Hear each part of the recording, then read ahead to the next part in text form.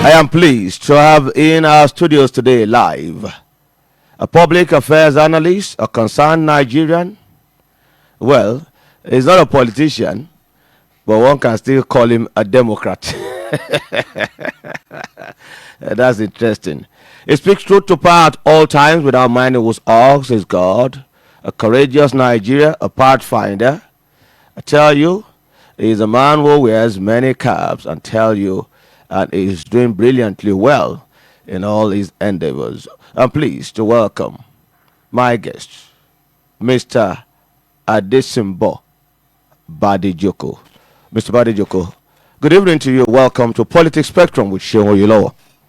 Good evening, Sean. Good evening, our listeners and our viewers, wherever you are. Thank you very, very much. Some says democracy is the best form of government anywhere in the world. Reflecting on our kind and perhaps our own pattern of democracy in Nigeria, do you agree totally with these? Do you have any other thing you would subscribe to or propose to this nation? What is your reflection on our own democracy in Nigeria? Democracy being the best form of government is an assertion from the West.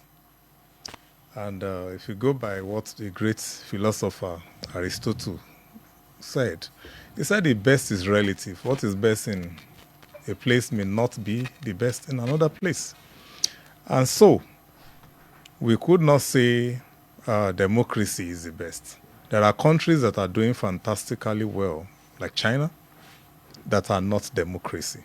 In fact, China has been a model that every countries of the world are now trying to emulate. But it's not a democracy.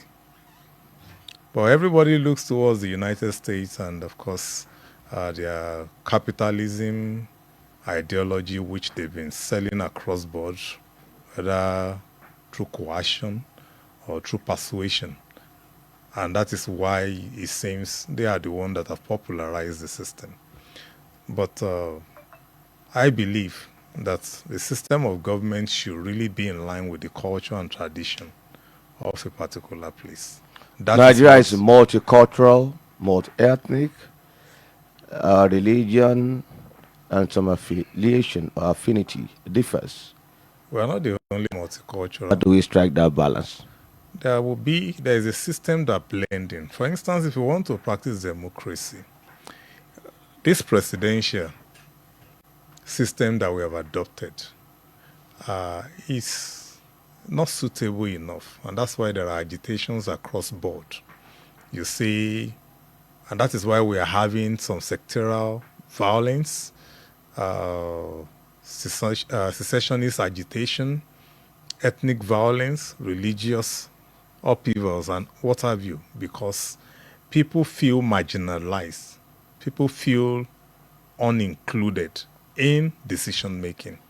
But take a parliamentary system, for instance. Every sector, every cultural distinct group would definitely have some form of representation.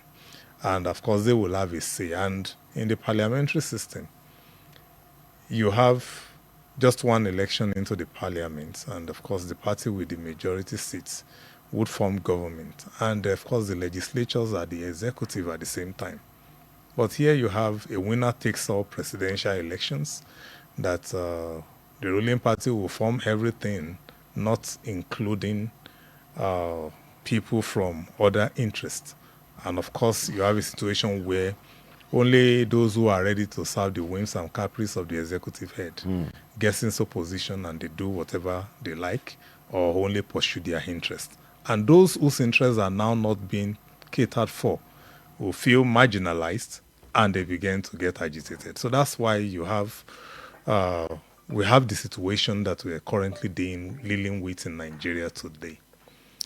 So when we say democracy for a country like Nigeria, we could not really say democracy is better for us because you switch over. Let me not even go to China again. Burkina Faso, Niger, and Mali have abandoned democracy of recent. Picking Burkina Faso, that dictator that is there seems to be giving the people what they want. And sincerely, Sheung, The military in junta. Nigeria today, if everything is in place, nobody cares who's in Aso Rock. If I have running water in my home, there's constant electricity, the road that passes through my street is well paved, and the effective drainage system, there is adequate refuse collection. I go to market, I can feed with 100 naira. I don't care who is in Aso Rock. But all of these things are what we struggle about. It's even a prayer point in Nigeria. And that's why everybody is interested on who becomes the president and whatever policy that the person at the helm of affairs will put in place. All right, let's quickly go to the activities of the outgone week, the last 7 days, especially the one that has to do with their nation, politics, and the likes. There is one from the National Assembly, a bill which seek to strengthen road safety enforcement and curb practices considered capable of distracting drivers, now awaits the presidential assent. And if signed into law, the legislation will impose a 50,000 naira fine or 6 months imprisonment, or both, on motorists who refuse to cooperate with officials of the FRSC, the Federal Road Safety Corps, during roadside breath tests conducted on reasonable suspicion. So, and part of it is that if you preach in the vehicle, the public vehicle, you could go to jail or pay 50,000 naira fine. And this has got tongues wagging. Let's quickly have your reaction to this. Well, it's because in Nigeria we are a little bit religious as a people. And the question you will ask, what has religion actually done for us positively? Those in governments identify with one or the other. They are either Christian or Muslim. They take oaths of office carrying one of the holy books. And then you go there and by the special grace of God, I'm a Christian, but I have Muslim background, so I can have one or two things to say about the two major ones.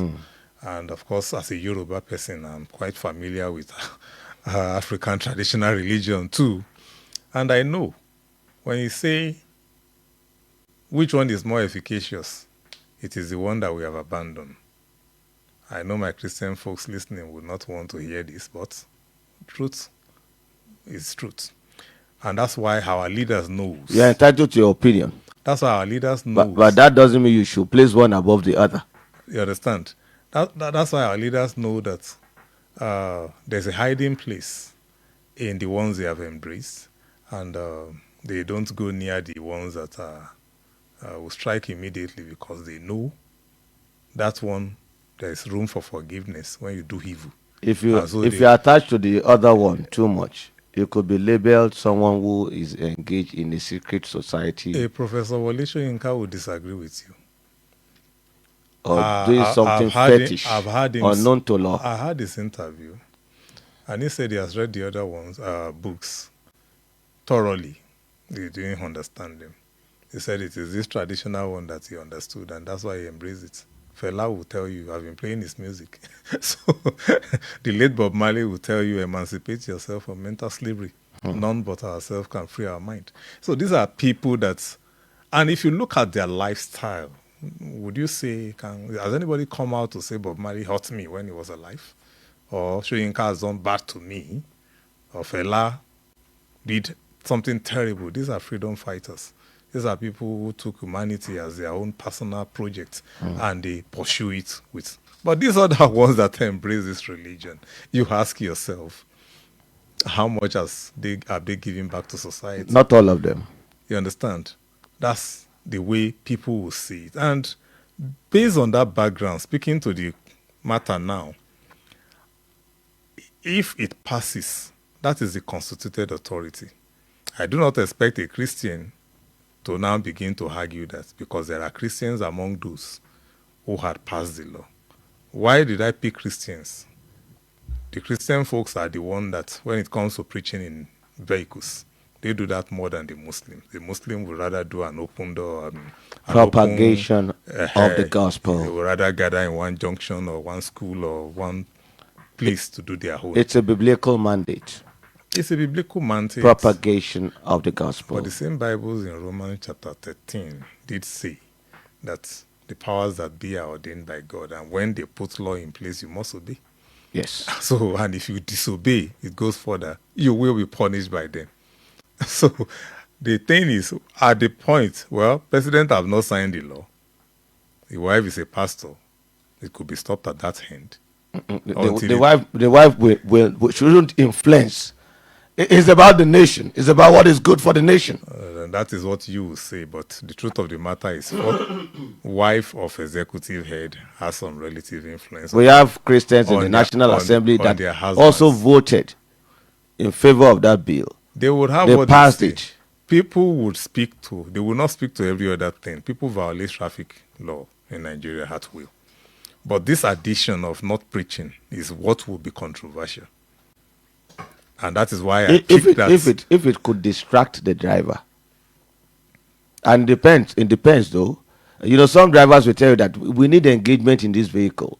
If you don't speak, if you don't talk, if you are not engaging the driver, it could slip off. It could slip off. The driver could engage the passenger sitting close to him. So if he's not hearing someone, he could hear something else, right? He could fix the radio of his car and be listening to music. That is not a distraction. That wouldn't be a because distraction. the essence is to stop anything that could distract. You cannot say preaching distract, except somebody who is driving happens to be someone who doesn't believe in the religion, whom the preacher is also targeting because that is categorized as an unbeliever in the mind of the preacher. So he may find offense and say, but I'm sure it's just because of the way our legislators behave. They just give us something to talk about, to distract us from core issues. To distract us from core issues. When they were doing impute one frivolity. That is what we'll be talking about. And to leave the main substance. And we forget about things. Like, that's why I started on that note, that what value has religious added that you now want to be clamping down on it? And all of them identify with either Islam or Christianity. All of them. The so-called 469 of them, they identify with one. Government, they also contribute to sponsorship of religious activities. There are governors that sponsor mass wedding in their states. They will not sponsor education, but they will sponsor mass wedding in their state. So these are things going on with religion. So when you say in the vehicle and you want to hide behind distraction, I will not accept that. In as much as I believe that people can propagate their religion in whichever way is convenient. It's not everybody that is bold enough to preach in vehicles. Not everybody. So when you look at that, only few people will really read meaning to that. Well, actually, I don't preach in vehicles. I can walk on the street and do my preaching to people I meet on the road. I can do it in the marketplace. I can do it at the motor park rather than go inside the vehicle. And so there are still alternatives. If they want that law passed, fine. If they say it's distracting. But the question we will ask, have they done any form of research to that effect to really ascertain that, okay, according to FRSC data, preaching in vehicles have been discovered, haven't carried out series of research and survey to be one of the major factors responsible for road accidents. Without that kind of thing in place, it would be wrong for them to say, you just want to do that. That's why I said they just want to give us something to talk about. Well, some have said, look, there are so many other issues that requires legislation germane to the development and progress of this nation that is not being attended to. Why include something that is highly controversial that could disregard all the other points in the bill? That is part of the core issue that we're talking about. Let me pick one now. For instance, our law has a conflict when it comes to land matters and land use. The land is vested in the governor. In Is the trust one that can of the people. that is the one that can sign C of O. But if he signs C of O for a particular land, maybe 5 hectares of land somewhere, and then tomorrow some people, intruders, discovered solid minerals underneath, and they go to the Federal Ministry of Mines to get a mining lease on the same land that someone have written the CFO, there will be conflict because minerals is an exclusive place Item for the federal government. For the federal government. And they have issued a license and somebody has bought the land. These are origins of what we have, what we call now banditry. And the same person that would, most people interested in mining are powerful people, because before you even get the license, you must be connected in one way or the other. And when you get the license, eventually, you have the resources to put security in place. Now you are securing a land that someone has a CFO, and the person will go to court, and they will bring a court injunction only to be encountered by security personnel who are not looking nice, who will chase you away from your own land. And when it gets to the government, then they begin to go back and front on it, because the question will be, the talking point will be on the minerals under the land, which has changed the status quo of the land. So they have not passed law that will give resources under the control of the governor, because it's a component unit and it is they are supposed to control the resources in their state. You can now say, okay, fine.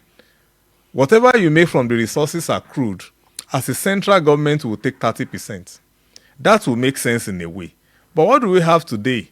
Everything gotten from wherever will gather together in a FAC account, and federal government takes 52%. That's huge. That is huge. So that is kind of what we are talking about. These same lawmakers, because they also exist at the federal, would not look into that. They will not even look into it, let alone frown. So these are issues that Nigerians are saying, which I said they just want to give us something to talk about. And that is why they have come up with this one. All right, let's go on a quick commercial break. When we're back, the discussion continues. It is Politics Spectrum, live on Honor 103.5 FM. Honor 103.5 FM.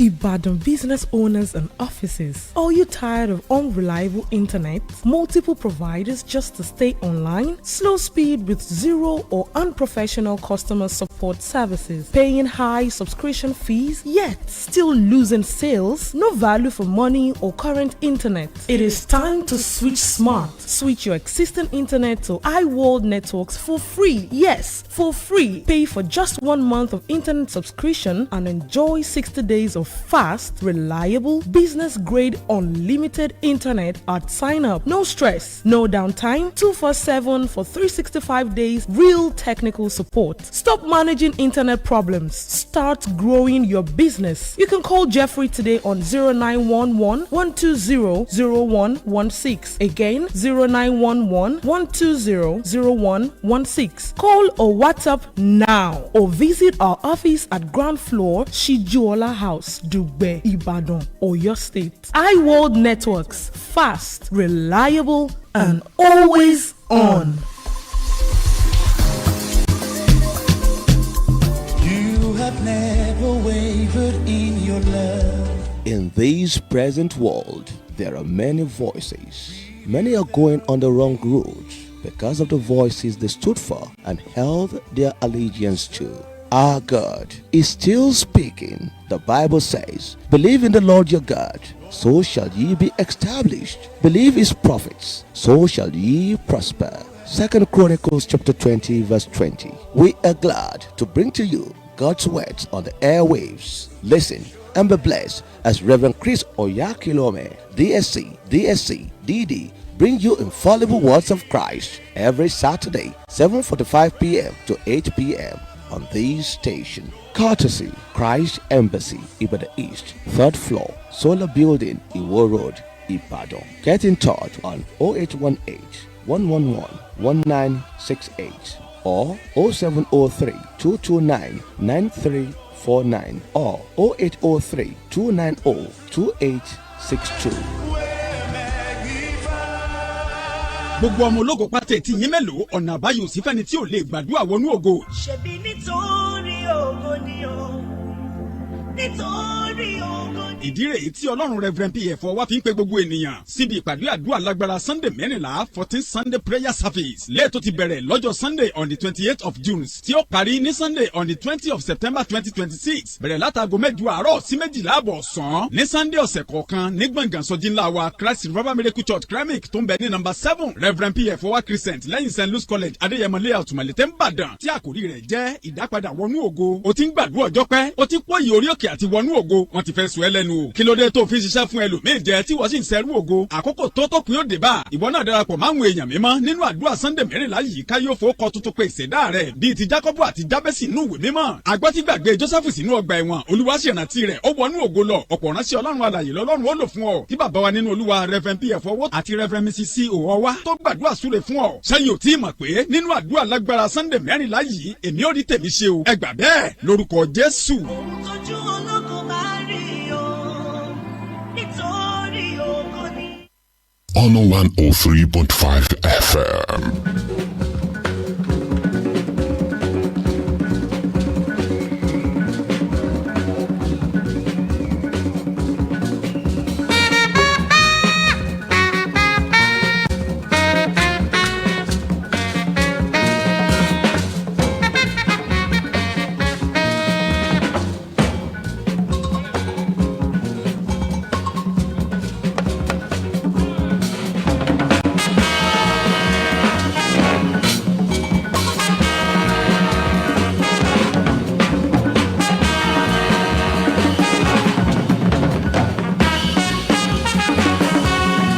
Politics Spectrum is the program live on Honor 103.5 FM Ibadan.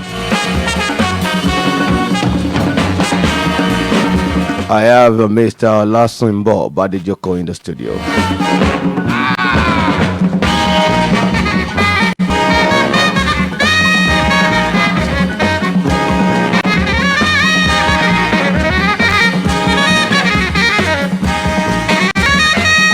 Let's quickly look at other issues that occurred in the last 1 week.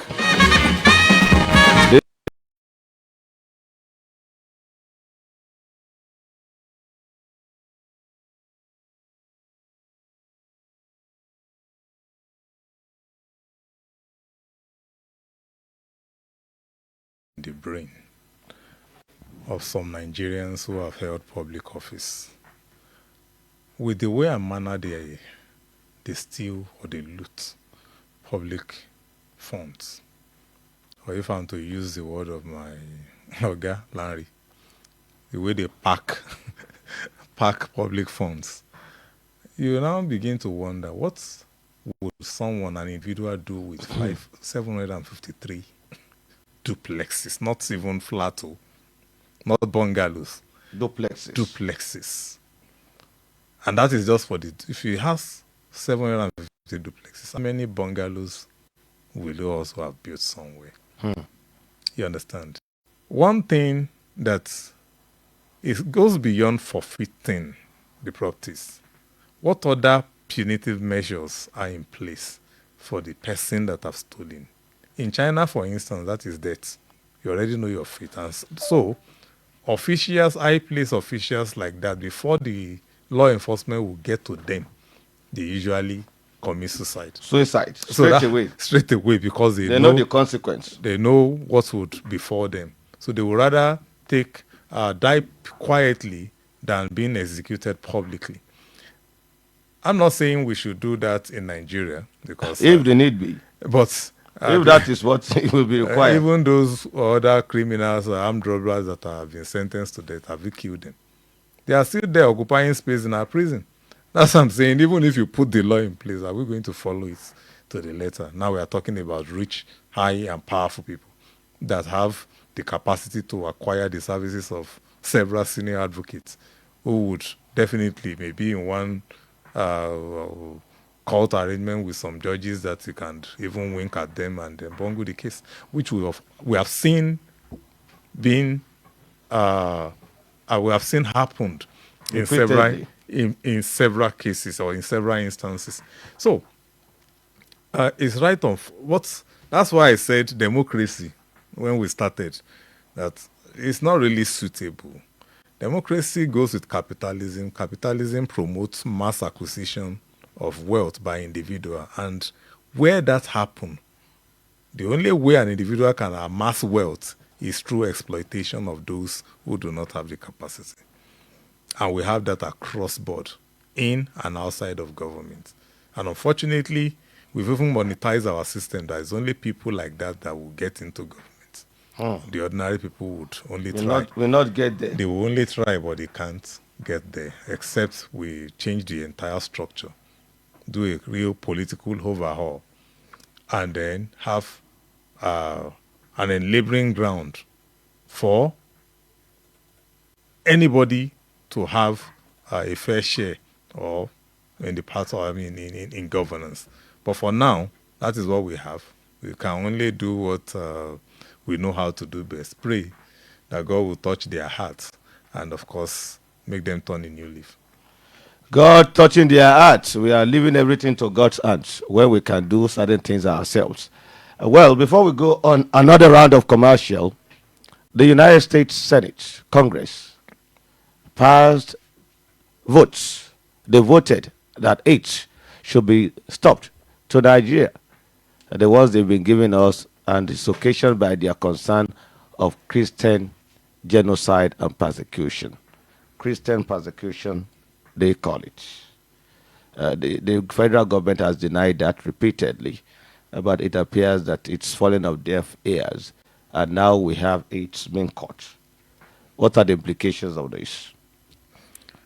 The implication is simple.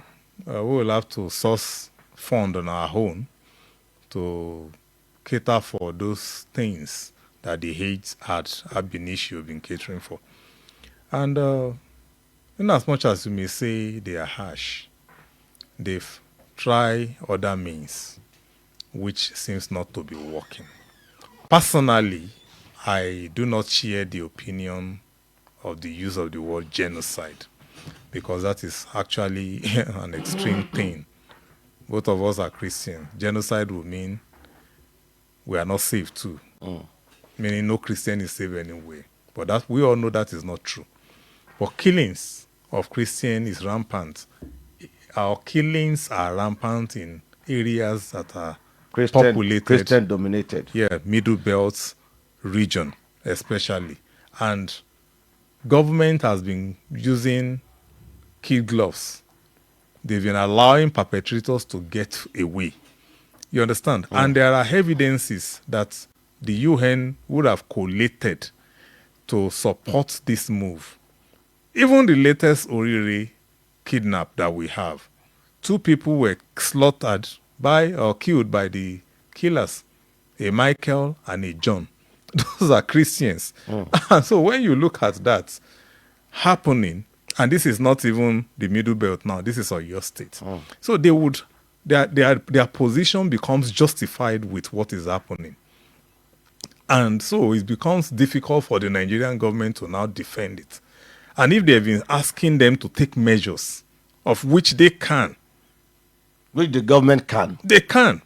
And they have refused to do it, then the only thing that is at their own powers to do, sovereignty may not allow them to come and force certain things on our soil, but they can withdraw the support they are giving to us. They've been given to us as a nation. In certain areas. And that is what they have decided to do now. Whether or not this will now make the government to begin to listen to them. And let's see serious prosecution of perpetrators of killings of all kinds. Understand? So that these kind of things will not, especially the Middle Belt. Who are those giving the getaway? And when they do this and they go away, it even happens in places not too far from security installations where you have military barracks, and they will not come to their aid. So when you have this happening across board, then if anybody says it's genocide, the person will have justification for that. But in the real sense of it, what is happening in Nigeria has not gotten to what qualifies as genocide. Thank you very, very much, Mr. Adesimbo Badejoko. We have to go on another commercial break. When we're back, more discussions on politics spectrum. On 103.5 FM. Worship Refire Conference, A12 Our Firefield Worship Conference, the 10th edition, with the theme Call Adonai, the Voice of the Lord, ministering Pastor Yomi Ajayi, Apostle Boyega Shita, Pastor Sheun Oyewusi, Dr. Shegun Odebumi, Pastor Silas Omoloye, Kemi Rehoboth, Fafore Taiwo, Voice Olorun, Ayodeji Balogun, Oluwaseun Ayigbe. Coming up on the 24th July 2026, time 5 p.m. to 5 a.m. Venue, the Gospel Faith Mission International, Region 27 Headquarters, Corner Bus Stop, Ashibodija Road, Ibadan. For more inquiries, please call 07038964635. Convener, Dari POP. Let's come together to worship.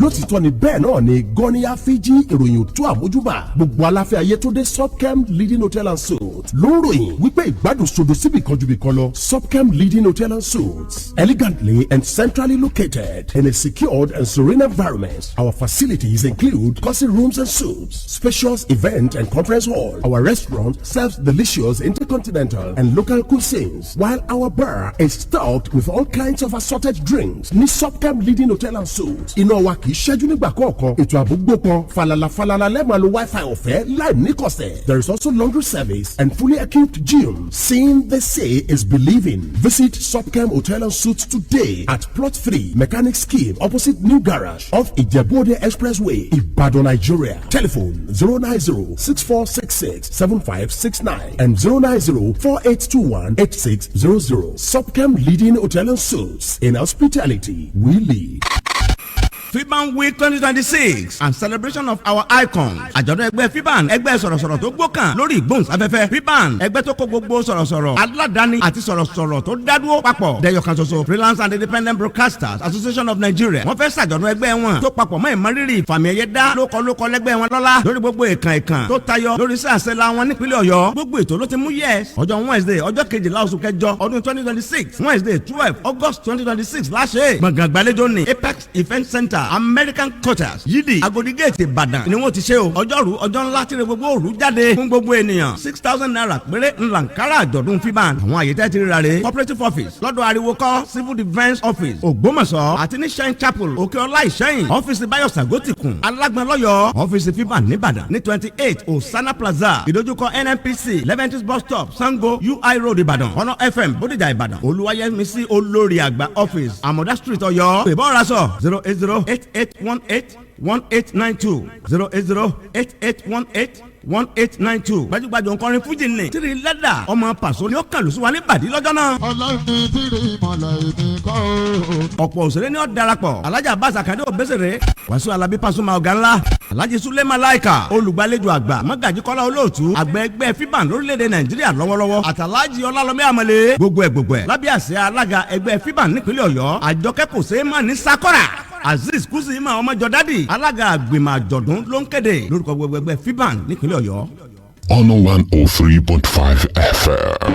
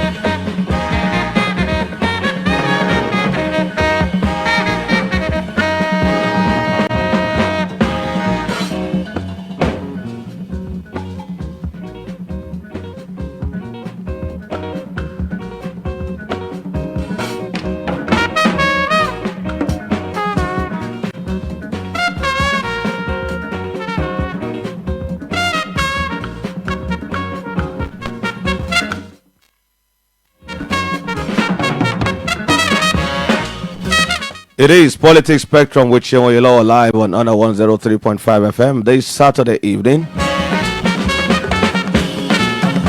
Let's go to the travails of Malam Nasir El-Rufai, 150 days in captivity.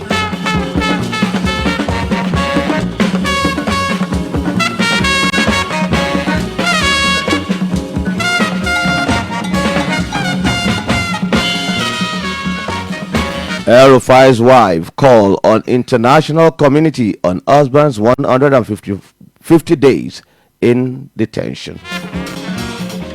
150 days in detention. It's a case before the Lordship, but we can look at the social aspect to this particular travail of Malam Nasir El-Rufai. Sincerely, and the case of El-Rufai is another thing entirely. You know, the way the headline presents it is as if it's just been kept. It's been granted bail.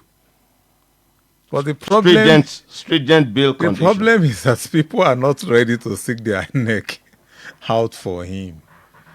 And that points to the kind of personality he must have been. How come? Is it because they are afraid of the government? Even the Tinubu administration? Why can't the articles of this world come out? At least they were all frolicking together before the development. How come Malami was able to get bail and El-Rufai could not? So these are things that we should ask ourselves. You understand? And when the conditions are so stringent. Stringent as in there are people that have been given more stringent conditions and they still have people. It's just a case of people not wanting to be identified with him. And that underscores personality.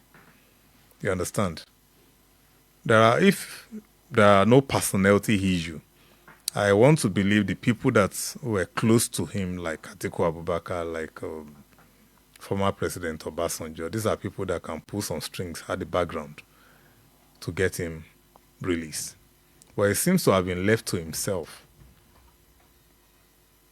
He's even given a lenient count because someone to have come out openly on live television to have wiretaped the mobile phone of the National Security Advisor, meaning he himself and some people were listening to classified information that concerns the collective security of the nation. Why would they be doing that if not that they want to be working against the collective interests of the country? So, and these people, his friends, may be saying that as a trap. A witch hunt. No. A trap to get out his accomplice. You know, if not really been cooperative, as to really let the officials know those whom he's working with. So, if somebody now comes out or some people now say, okay, we want to sign the bond for him, those ones become automatic suspects. Suspect or target. Or suspects. And they will now be placed under surveillance. Those could be the reasons. I'm not saying that is what has actually or what is actually the case, but when you begin to, you can add 1 + 1 together and you get your answer as to why he's being kept there. So that's the thing. And it's also underscores the fact that power is transient. And when you are going up the ladder, mind the way you behave to people who has helped you.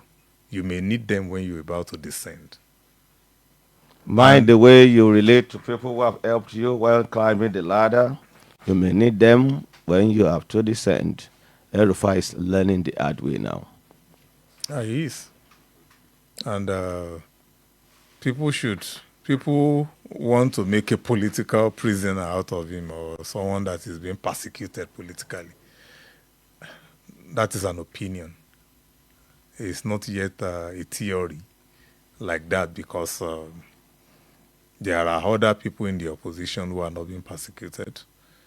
And there are people in the opposition who are being released on bail and they are walking free. And that has not stopped their ambition in any way.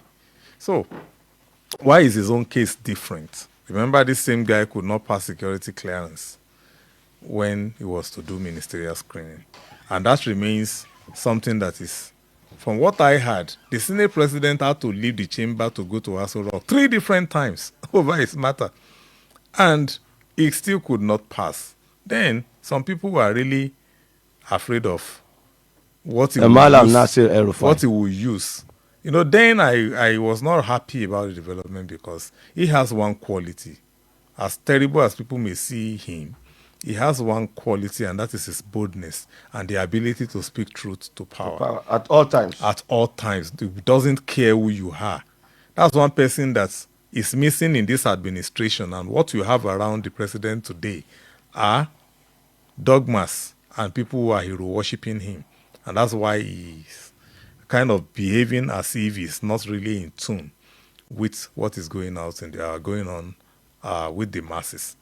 Because those who are speaking to him are giving him false impression of the realities on ground. But an El-Rufai would paint the true picture.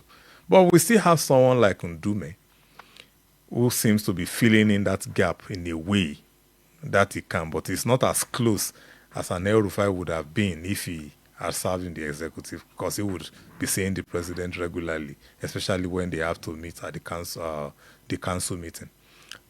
But the legislators don't have access to that place, except they will have to go through the normal bureaucratic way. But we wish him well, and we pray that God will see him through out of this present travail, and whatever lesson meant for him to learn personally, he should learn, and for other people that are like him who are not facing the music yet should also learn that when you live in glass houses, you don't throw stones. When you live in glass houses, you don't throw stones. Interesting one. Okay, let's quickly talk of the Orire school children and teachers abduction. They've been released, but some are calling for probe international community to probe the situation, the scenario, what led to the abduction, how they were released, especially the Oyo State governor. And others are also saying, look, it's a bit unclear what transpired. Is this necessary at this point? That is where politics comes in. What we all want, as in we the people, we have gotten it. What is it that you wanted? For them to be released unscratched. And we have gotten that. We are not interested in whether it was a release or a rescue operation. And for those asking for probe, well, they have the right. They can even do the probe by themselves. The forest is still open. They can go there and begin to do some mapping and post-mortem if they so wish. But calling for international community, only the president can do that, because that's the exclusive reserve. Foreign relation is exclusive. It's not a state affair thing. All over the world, even where they control resources, foreign relation is still an exclusive matter. In the United States, in the UK, in Australia, in China, anywhere you want to see. You cannot find a place where a component unit will be involved in foreign relation. That is where, that's the purview at which they call for an international inquiry, investigation into the matter will fall. The state government can set up their own inquiry to look at the pros and cons and come up with a report, which they can now submit as petition to relevant bodies that we have within. So, but to be making calls like that sounds too political to me, and that's why it's not. Sounds too political. That's why it's not a welcome development. You were in the know that there were efforts to get these people released, and of course, you are not the commander-in-chief. You should know that when it comes to certain level in a military operation, there is what we call security clearance, which will determine the level of information you'll have access to. Yes, as a governor, there will be limits to your security clearance because you are not their commander-in-chief. So if that had happened along the line, it is not enough to now pick offense on that and begin to ask for inquiries. You would rather take it up with the commander-in-chief that at a point I seems to be lost. All right. Not done that. All right, thank you very much on that. We have to also do the time check, and pay some bills. We shall be back with more analysis. Honor 103.5 FM. láti ìkànnì Honor 103.5 FM. Aago mẹ́fà lù. This is Honor 103.5 FM. The time is 6 o'clock. Honor 103.5 FM.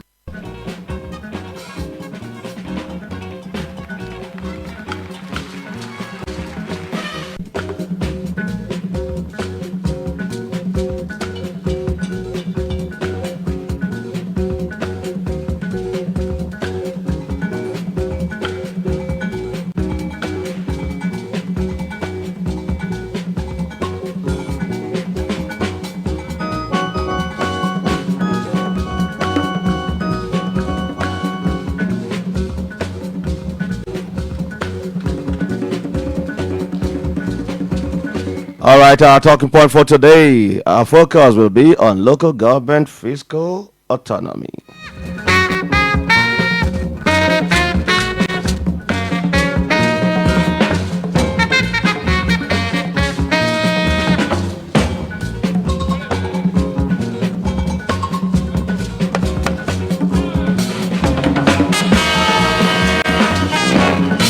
Despite the Supreme Court's landmark judgment,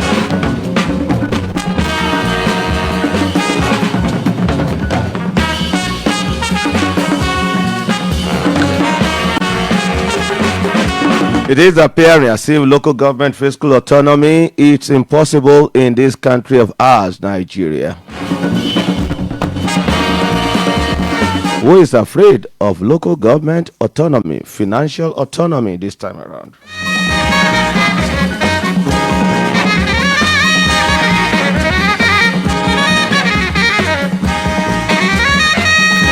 Mr. Badejoko, let's have your perspective on this. The only group of people that seems to be standing in the way of that local government autonomy are the governors. And they are hiding under the fact that the local government is under the state. It's not completely independent. And that's where, and you can't make them completely independent without altering the constitution. And you cannot alter the constitution without 2/3 of the states of the federation subscribing to it. And who controls the component units? The same governors. Some will tell you that we've gone past that level of constitutional amendment. We have a Supreme Court judgment. All these things have been looked into, and that's a law. Supreme Court judgment is a law on its own. The Supreme Court's judgment talks more on the financial autonomy, but the administrative check are still there. And that is where the problem now is. And I look at the body language of the president himself. He's not really, he's still patronizing the governors. And that's why it seems not to be pushing for the enforcement, the outright, because they can actually give them the fund directly. But we have some states of the federation that have quickly passed some laws which had made it mandatory for local government to still be under the state in a way. They get the money from the federal government, they still pull it into a central account where they will now decide how to share again, which is contrary to what the ruling says. But they have made it a state law. Those are some of the things that had happened in some states. But the federal government is the one that will do the disbursement. But when you have the process of selection, or let me say recruitment of leadership into that arm of God, tier of government, strictly under the control of the governors, then there will be problem. We are talking about autonomy. The law says it is a state independent electoral commission that will conduct their elections. Into local government. You understand? Who constitutes the SIEC? It is the governor. That ratifies. You understand? That appoints. That will nominate for the state assembly that are under their control to approve. And that makes it, in a way, for them to still be in control. That is in one part. You have made their own tenure of office 3 years, and that of the governors 4 years. President 4 years. Every other elective position for 4 years, apart from the local government. So when you see all this conflict, then you will know, you and I would agree that whatever the governors are doing, they are empowered by the law to do so. It now depends on individuals or the prevalent political structure within the state. Like Lagos, governors are not in full control of the governance structure. The party is supreme there, and the governor is also at the mercy of the party structure. But that is not the same in other states. The governor controls the party. They use one hand to run the party, use the other hand to run the government. And that's why, in Oyo State, for instance, before which local government are we, but not will do any projects that has passed certain amounts, they have to submit it in form of proposal to the government at the state level for approval. So, if the government refuses to approve, the project will not be done. And if it's a project that will meet the needs of the people in that local government, then they are all at the mercy of the governor. And when you have a situation where an average governor in Nigeria wants to be seen as being the lord of the manor, you understand, the emperor in charge, then we would continue to have them. But the actions of the governor constitutes what is called constitutional violation and disregard for the apex court. But you have given them an immunity which prevents them from prosecution or being sued. And that is how they become so powerful. So you only grumble, you can't do anything to them. Until they are out of office. Until they are out of office. And when they are out of office, the new person that succeeds them would have started his own, and you'll be distracted from whatever he has done. And you forget about him. So he's getting away with it. So until we put laws in place that will check all of this, and that concerns the issue of state police too. It's because of the behavior of the governor. That's why some people are really not in support, or they are afraid of state police. But you cannot run a federation without having policing at the state level. A single police structure cannot be effective and can never be effective in a country like Nigeria. And so, you cannot be centrally controlling from Ibadan, Agodi here, want to determine what the need of people in Orire, in Kishi, in Igboho, in Igbeti, in Ibarakwa area, what will be their immediate need. You cannot see them the way the local government chairman that is governing from their means will see them. For example, if a community needs a school and you go there to build an health center, they won't patronize it because that's not their need. If they need an health center and you go and site a school there, it's not going to meet their need. And you have cited the school because you have created a policy at the state level that you want to build uniformity. You understand? In all local government. And they will just see some contractors who just emerge, not even people known within the local economy, from the state, and they begin to clear the site and start building schools. So these are things that are going on. And that's why the roads in our respective community remains unattended to, because proposal on those roads will have to go to the state for approval before they can be paved. But we look at the level of insecurity in this country. Had it been there is autonomy for the local government, would it be a different ballgame entirely? Crime is local. And it will be more effective in the area of intelligence gathering for local people to really be in charge of their own security. And if the local government is autonomous, they know whom to contact. For instance, the last Orire, the local hunters were extremely useful in the course of the operation. Extremely useful. Extremely.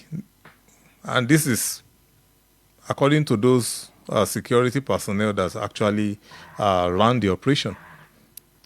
They rely on them because they are the ones that hunt games in the forest. So they know the perimeter, they know the nitty-gritty, as well as the bandits who have also mapped out the areas somehow because they have employed the services of some herders who understand the environment, and they no longer herd, they now hunt people. So that's how these hunters would have been useful, because they know once they see something, they would have a network of intelligence gathering. They may not have power to prosecute, but they can raise alarm that would help the cause promptly. You understand? Of the real law enforcement agency to act promptly. They can even pin down why they hand over. And when criminals discover that a particular community is well manned, they will stay away from there. Classic example is the Ombanse community in Nasarawa State. The people have taken security in their own hands, and other communities should embrace that. We have our native intelligence in Yoruba land, for instance. Why are we not making use of them? Native intelligence. We have. And it was useful during the rescue? It was. Sunday Igboho made some attempt? But not Sunday Igboho. There are people that are that are not under Sunday Igboho. Sunday Igboho's attempt was not really was not embraced by the government, especially at the state level. But these volunteers were the ones that actually took them. They moved in. But at a point, when it became a full-fledged military operation, they cannot carry sophisticated weapon. They asked them to step aside. Okay, we are comfortable here. We take it from there. You can step back now. Something like that was what eventually happened before the eventual whether rescue or release. That is still shrouded in mystery. But that was what happened. So if a local government chairman is fully executive, he would have, for these hunters, they have a leader. There will be an Oluwa there somewhere, whom the hunters are answer to.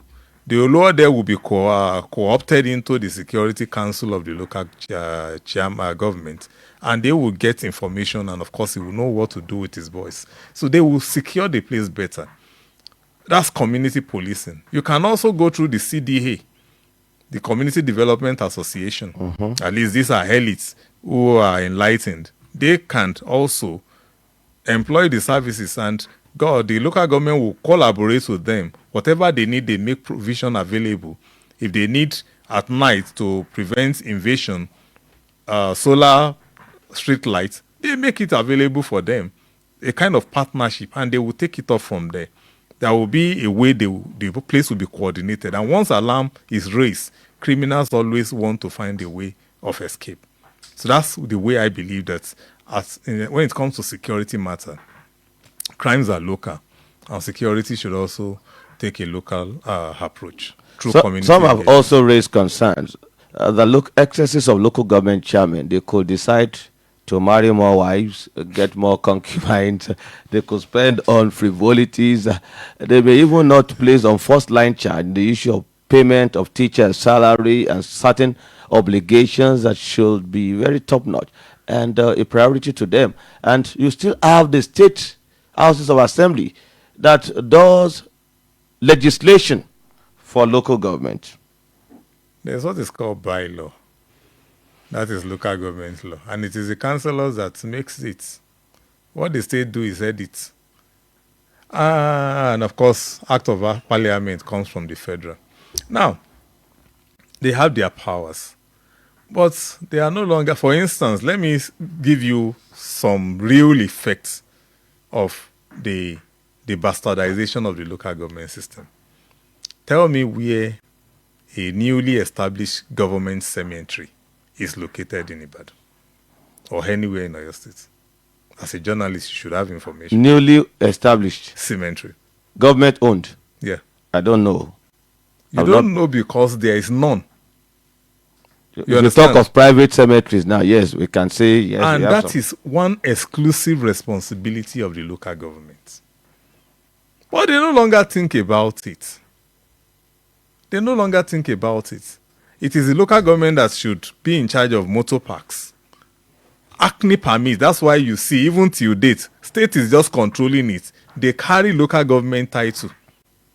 Acne permit, Lagelu local government. Acne permit, Ibadan Northeast. Acne permit, Ibadan North. You understand? That's for transportation. The motor parks are supposed to be under them. refuse collection. These are part of their responsibility. When there's a dead body somewhere, it is their responsibility to take care of these things. Removing the corpse. And of course, they are responsible for trunk C routes, which are local government roads. Well, as the day even construct a road. You understand? Now, their money is being used to construct roads in their environment by the state government. But they will put the title of local government there, but they are not the one that issue the contracts. And the whole thing is about contract valuation. That's where areas where the states have refused, and the centralization of the park system is just to boost revenue at the state level, which they don't share with the local government. It is the allocation that comes from the federal that they still rely on.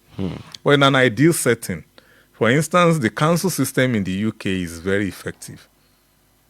The council tax goes to the local government, and they are the one that are in charge of schools. Before you can even enroll a child in the council schools, you have to go through. They will tell you whether there is a vacancy for that child or you wait till another session. And it's very effective, and they are also accountable. To say whether the local government chairman, it is not all of them that will behave that way. If one does that, he already shot himself in the leg. If he contests again, the people will definitely vote him out and vote for someone else who will be more responsible and accountable to them. All right, let's go for another commercial. We thank you most sincerely, Mr. Adesimbo Badiko Joko, for your contribution so far. We shall hear more from you after this quick commercial break. On 103.5 FM. You have never wavered in your love. In this present world, there are many voices. Many are going on the wrong road because of the voices they stood for and held their allegiance to. Our God is still speaking. The Bible says, "Believe in the Lord your God, so shall ye be established. Believe his prophets, so shall ye prosper." 2 Chronicles chapter 20 verse 20. We are glad to bring to you God's words on the airwaves. Listen and be blessed as Reverend Chris Oyakilome, DSC, DD, bring you infallible words of Christ every Saturday, 7:45 p.m. to 8 p.m. on this station. Courtesy Christ Embassy, Ibadan East, 3rd floor, Solar Building, Iwo Road, Ibadan. Get in touch on 0818 111 1968 or 0703 229 9349 or 0803 290 2862.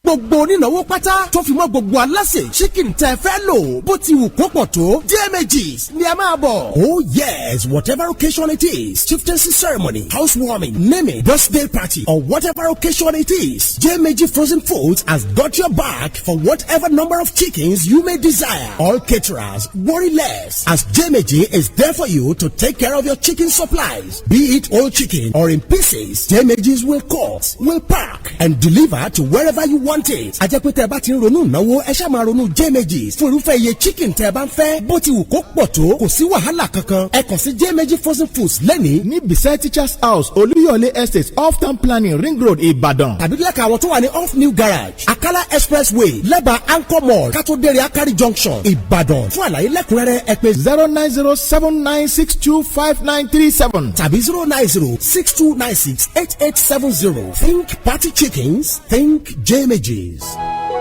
Worship Refire Conference, 8th Our Firefield Worship Conference, the 10th edition, with the theme Call Adonai, the voice of the Lord, ministering Pastor Yomi Ajayi, Apostle Noega Shita, Pastor Sheun Uyewusi, Dr. Shegun Odebumi, Pastor Silas Omoloye, Kevin Rehoboth, Fafore Taiwo, Boys Olorun, Ayodeji Balogun, Oluwaseun Ayigbe. Coming up on the 24th July 2026, time 5 p.m. to 5 a.m. Venue, the Gospel Faith Mission International, Region 27 Headquarters, Corner Bus Stop, Ashibodija Road, Ibadan. For more inquiries, please call 07038964635. Convener, Dari POP.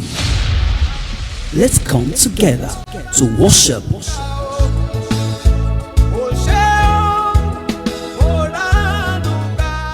On 103.5 FM.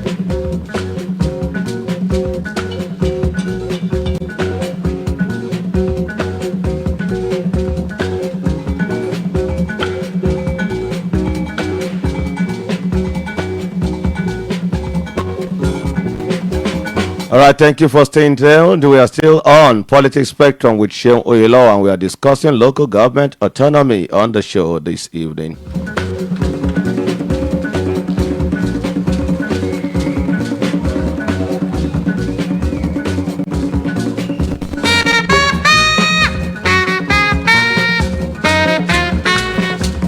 Mr. Adesimbo Badejoko is still very much in the studios.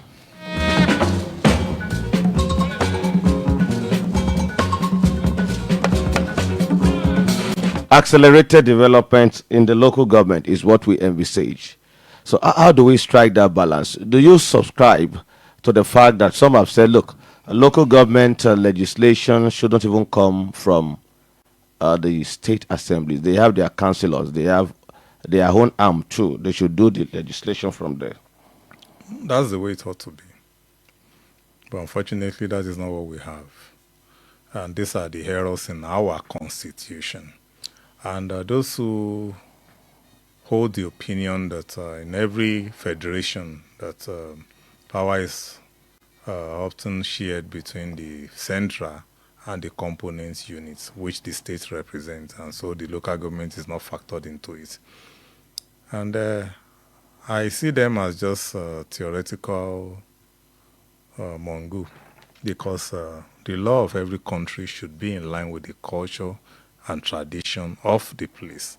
If we have of the community, if we have a local government in Nigeria, you cannot just say it doesn't exist or you refuse to recognize it because we call ourselves a federal republic. What now happens at that level? When obviously the state are not doing well. Can't we? There are more than 18 variants of democracy, even federalism. That is, the one you are quoting is just a few of them. We can have our own. How about the country like Brazil, that even before they will do the national budget, they consult the local government. And so they do what is called a community budget, and they pass it across board. Each of the community will have to indicate what they want. And if at the end of the day, their own wish could not be accommodated in the budget, they come back to feed them back. That come, we are sorry we couldn't accommodate this for financial constraints, but we would note it for the next budget year. That is a country. Must we always do what is not correct as a country when we have examples in other communities that are working for them? Why is Indonesia that developed? Or are we saying they are not also a multi-ethnic society? So these are things that we should be doing away with, and they shouldn't be coming from certain personality or individuals who are highly respected. That is self-centeredness. That is not nationalism, and it's never patriotism. So they should rather speak the truth. Is the system working the way it is? The answer is no. Not because you are connected and you are maybe benefiting from the status quo and you begin to now speak in favor of that, or you don't want your colleagues to see you as one working against their interests, or because you are also having ambition to become governor one day, and now that you are a lawmaker, you will not support what will not favor you. But state gets their allocation directly for the state alone, not the local government. So why would you not allow the local government to do whatever they like with their own allocation? The local government chairman now, won't they be autocratic, authoritarian, and become a demigod? I've told you, that is an assumption. One thing people should know, especially those who are speaking against this thing or expressing needless fear, they don't have immunity rather. So they are touchable. They can be arrested once you have evidence against them. You can influence your councillors to send them away. You can petition the state assembly to have them. Look, these are things that can be done. And when they fail, just wait for them to wumble. You can easily organize protests, mount a siege at the council. They are closer to you. You don't have to travel all the way to get to them, like people in Shaki cannot protest against the governor without getting to Ibadan. But of course, they can protest against their local government chairman without traveling. Yes, so they can do that easily. You understand? It's easy. So it's easy to hold these people accountable. And we just only need for the law to make it possible. Once the law says so, and leave the rest to the people. You understand? You have opinion models like my colleagues and myself that would always hold them accountable. But for now, we know that these guys are not really fully in charge. They all operate at the whims of the governor. So we can't really hold them accountable like that. You understand? And because of that, even in the news, how much of local government affair makes the headline? It's always states and the federal government. And it's because people are no longer interested because they are not really that autonomous or independent the way they should be. So nobody's focusing on them. They know the governors calls the shots, and so they focus at the state level. And that is because of the way we have decided to structure our system at this time. When we decide to go restructuring, making it in the way it was, another round of reforms that will make them true autonomous. People are agitating that INEC should be conducting the local government election. Yes. Of course, INEC conducts local government election. The FCTA, the area councils in Abuja, is conducted by INEC. INEC. And I remember in 1999, the local government elections were conducted by INEC. The very first set of local government chairmen when we, in this Fourth Republic, meaning that so it's not a problem for INEC not to conduct election. It's just a matter of funding, additional funding for them before they will be able to do that.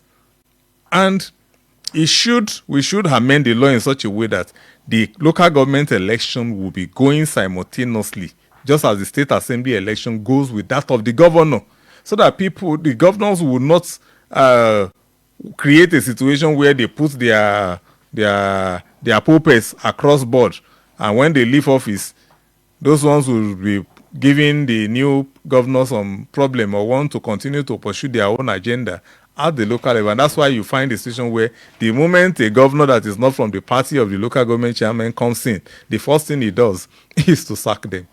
All right, we just have to go on the show today. We must thank you sincerely for your time with us, for your brilliant submission. It's been a very insightful one.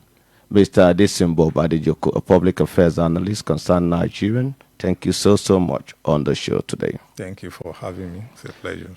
And that has been the show.